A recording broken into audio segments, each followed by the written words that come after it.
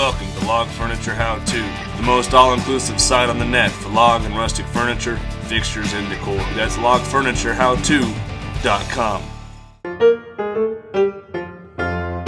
Hey everybody, welcome to the San Juan Carpentry YouTube channel. My name is Scott Schaefer, and today I'm going to show you how to draw a tenon using a draw knife and a sander, of course. I do my tenons by hand. I don't use a tenon cutter. That way you get this really slick shape to it and it fits real snug. It just looks a lot nicer. It's a nicer product, I think. So anyway, I'm going to show you how to do that so you don't have to use those evil tenon cutters. I actually have 4 more spindles that I have to make for this bed. This one's already done.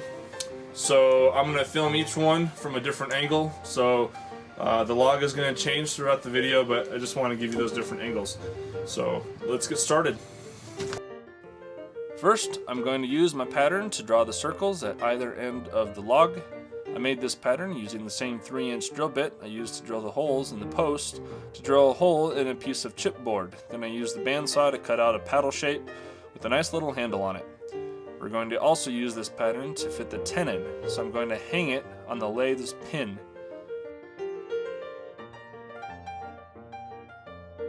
Using a draw knife, I'm going to carve the log down to the circle I drew. Take long strokes with the knife so you can get a nice gradual taper. Don't take too much off at once, just carefully carve away at it. As you get closer to the circle, you'll want to take off less wood with each stroke. Try to flatten your taper towards the end of the log to form the part of the tenon that will go inside the holes you drilled in your post. While you use the draw knife, use the locking pin on the lathe to keep the log from spinning. Turn it yourself by unlocking it when you're ready to carve a different side of the log.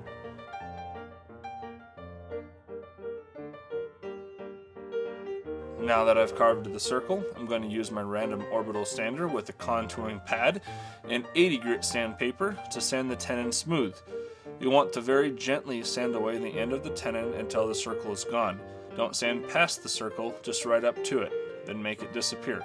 It's very important from here on out to not take off too much. Once the entire circumference of the tenon is smooth and the circle is gone, fit the pattern onto the tenon and wiggle it as far up as you can.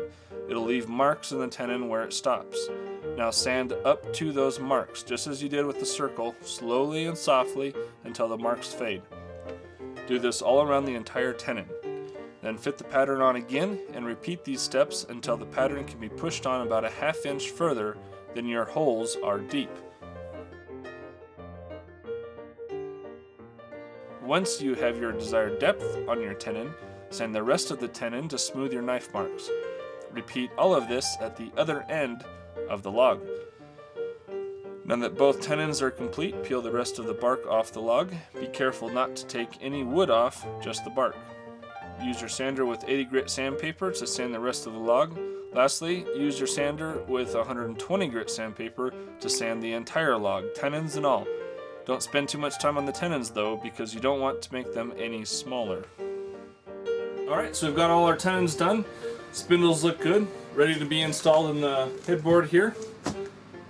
I do have one other method of making tenons. With smaller tenons and smaller logs, I can put them on the lathe and actually use the lathe as a lathe and have it spin, and I use the carving blades to carve the tenon. So if you want to see that video and how I do that, just click on this link right here and that'll take you over to that video.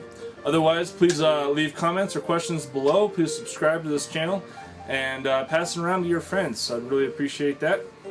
Thank you so much for watching, and I will see you in the next one. The music you heard in this video was performed by Colorado pianist Lacey Black. To find out more about Lacey, you can visit her website at lacyblack.net or find her on Facebook.